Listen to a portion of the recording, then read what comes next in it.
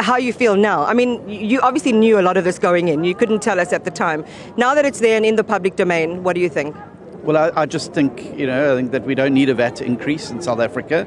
And I think by burdening our citizens with a cumulative 1%, 0.5% this year, 0.5% next year, in the absence of actually putting on the table some of the big, bold things that need to be done to be able to clear the decks, getting rid of some of the legislative things that are holding investment back in South Africa, some of the big things like concessioning the Cape Town port and the other things, I think that it's wrong. And we went into this budget putting a very clear position on the table that we were opposed to VAT. We went into the election saying we were opposed to VAT. However, we were willing to look at some compromises, but the compromises were clearly not able to be made from the other side, and therefore we are not in a position to support this budget. As we sit today, this budget it's a 39% budget, and it's very, very clear that it's a long way from getting over the line. But we remain open. The first vote on a budget will take place on the 2nd of April when the fiscal framework is tabled. Thereafter, the Taxation Laws Amendment Bill, and thereafter that, the DORA.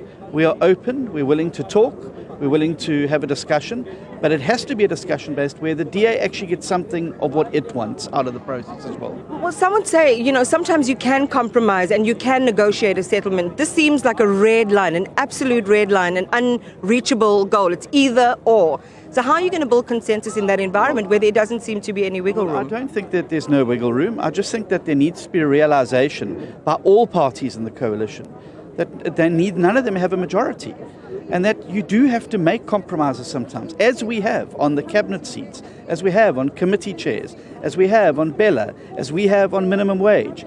It's also then time for other parties in the coalition to accept that they occasionally need to make a concession so that we walk away with something that's important to our voters and to the people that elected us. And who look to us and say, but why are you in this coalition if you keep having to make the compromises and you get nothing out of it? That's not our coalition's work.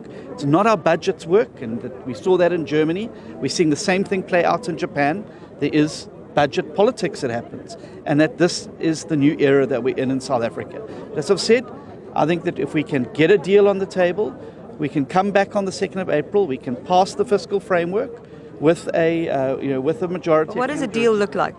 Well, a deal looks like perhaps a mix of what we've seen today, but also including some of the bigger concessions that we wanted. A relook, for instance, at the Expropriation Act, which is a huge impediment to investment in South Africa. You cannot say it's divorced from the budget. If we're serious about growth in South Africa, which is essential, because otherwise we don't have growth, we're going to be back here in October for adjustment budget, back in February next year, scrabbling around. Currently have growth of 0.6%. It is middling, it's unsustainable for us going forward. We need to go for growth in a big way. We need to do those things. One of those things is clearing the decks so investors feel that they can come here with confidence. We already have a huge issue in the United States with the Expropriation Act. It's about to hit Europe. We need to be able to say, guys, this is how we clarify the position. And that could easily be done very quickly. But what's the clarity? And just to stay on that point, because it has been a very sentiment-related thing, and we know that investment is largely guided by sentiment. We've spoken ad nauseum about the tenets of the expropriation bill, the impact and application being wholly understood by the US government, led by the President Donald Trump. Our diplomats, everyone's been at work. I mean, I know that we have some issues around whether we want to engage Washington or not at this stage. Are you supporting their narrative? And by there, I mean the Trump-US narrative? No, not at all. And their narrative is based on misinformation, that there's widespread land expropriation taking place in South Africa. And I've already been very clearly on the record that that is not taking place.